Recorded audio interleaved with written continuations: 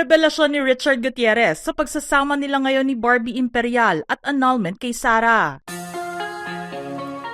Matagal na ring hinihintay ng mga netizens at fans ang marinig muli sa isang interview ang aktor na si Richard Gutierrez. Kaya naman sa unang sit-down interview ni OG Diaz sa kanya ngayong 2025, maraming bagay ang nalaman tungkol kay Richard na ngayon lang maririnig ng mga viewers. Sinagot na rin kasi nito isa-isa ang mga issue na ibinabato at naibato sa kanya, maging sa personal nitong buhay. Once and for all nga nagkaroon ng linaw ang mga isyong kaliwat kanan na pinag-usapan noon. Napag-usapan nga ang tungkol sa bagong relasyon nito noong unang beses na makita sina Richard at Barbie na magkasama sa opening ng isang resto bar sa Alabang. Nilinaw din ni Richard na pareho silang co-owner ng Tipsy Pig. Kaya naman nakita silang magkasama noong panahong iyon. Nag-viral ang video nilang dalawa. Kaya naman naging talk of the town ito isang araw matapos na kumalat sa internet. Ipinagtanggol pa nga ni OG ang dalawa noon at sinabing walang relasyon sina Richard at Barbie. At natural lang sa mga may-ari o part owners ng resto bar na bisitahin ito. Inamin ni Richard na ang viral video at photos nila na magkausap sa resto bar ang kauna-unahang pagkakataon na magkakakilala silang dalawa. Doon sila ipinakilala sa isa't isa ng kanilang mga common friends at nagsimula na silang lumabas bilang grupo. Dahil nag-enjoy si Chard sa company ni Barbie, unti-unting nahulog ang loob dito ng aktor. Puring-puri nga niya si Barbie lalo na pagdating sa kanyang pag-uugali. Aniya, si Barbie kasi totoong tao. What you see is what you get din talaga sa kanya. Mabuting tao, maalaga. Nakikita mo na genuine yung intentions niya. Genuine yung pagkatao niya. Marami nga ang nagduda sa kilos nila noon at nasundan pa ito nang makita silang namamasyal sa South Korea. Makikita rin naman sa mga lumabas na litrato na walang itinago ang dalawa at masaya rin silang nagpaunlak sa mga nais na magpa-picture sa kanila. In other words, malinis ang konsensya nilang dalawa noong panahong visible na sa public ang kanilang pagde-date.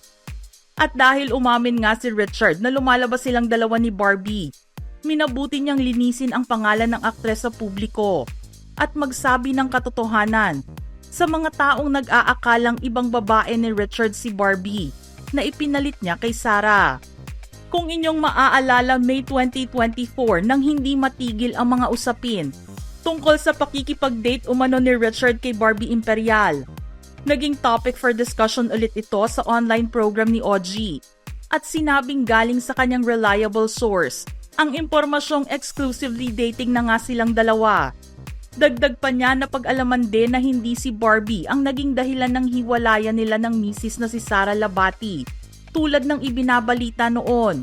Ang mga alegasyon tungkol sa third-party issue ay binigyang linaw ni Richard at sinabing hiwalay na sila ni Sara nang pumasok si Barbie sa buhay niya.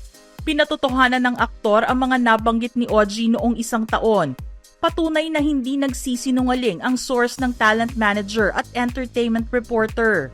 Ani Chard, nakikita naman ng mga tao.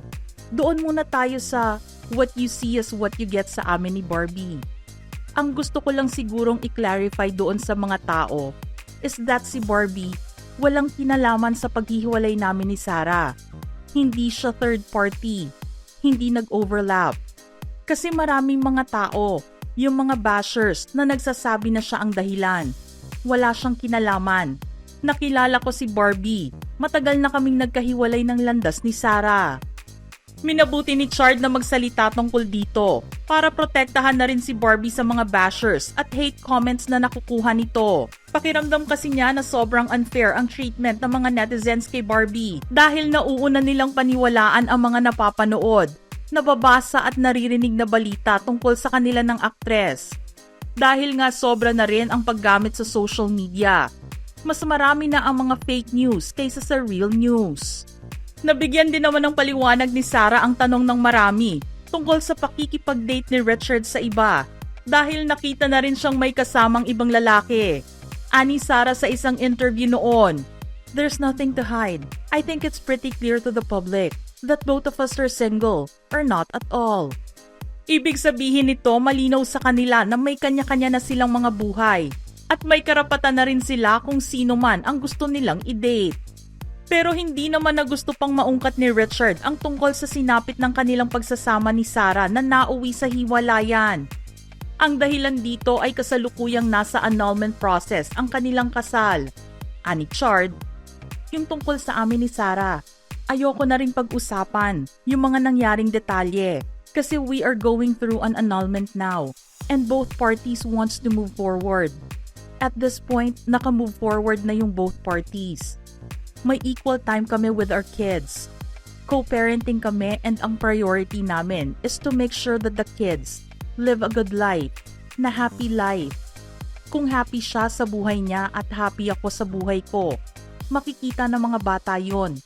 Importante sa amin yung mga bata. Sa mga nais makaalam kung ano ba talaga ang pinagmulan ng paghihiwalay nila, hindi na ito ipinaalam pa ni Richard sa publiko. So kung ano man yung dahilan, matagal na panahon na yon. Nakapag-move on na kami pareho. Let's leave the past in the past. We're all trying to move forward.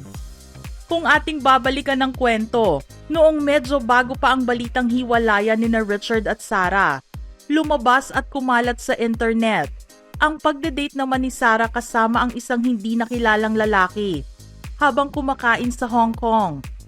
April 2024 nang magsalita si Sarah tungkol dito para bigyan ng linaw ang mga lumabas online. Sinabi niya na kaibigan lang daw ang kasama niya noong nakabakasyon ito sa bansa. I went to Hong Kong to experience the art. It's always been a dream of mine to travel around, and I was happy that I was able to go. And that photo circulating around is my friend. I visited Hong Kong and met up with different friends. Giit naman ni Sarah wala siyang nakikitang problema kung malink o makipag-date siya sa ibang lalaki dahil single naman siya noong panahong iyon. Kung pag-uusapan naman ang co-parenting setup ni na Richard at Sarah para sa mga anak na sina Zion at Kai, tila nagagawa naman nila ito mula noong maghiwalay sila. Pareho naman nilang nabibigyan ng oras ang mga anak at naipagdiriwang naman nila pareho kahit magkahiwalay ang mga special occasion sa pamilya. Sinisigurado naman ni Richard na mapalaking maayos ang mga anak at disiplinado. Matatandaan na ang mga bata ay nasa pangangalaga ngayon ni Richard, pero nagkakaroon naman ng schedule para makasama sila ng mas matagal ni Sarah. Masasabing at peace ngayon si Richard sa piling ni Barbie. Nakita naman na nagkaroon silang dalawa ng bonding moments kahit nasa Italy at nagtatrabaho para sa bagong action drama serye ng ABS-CBN. Iyon nga lang ay wala pang label na inilalagay ang dalawa sa tunay na estado ng kanilang relasyon ngayon. Mga ka-showbiz peeps, anong masasabi nyo sa ating kwento ngayon? Just type in your thoughts in the comment section below.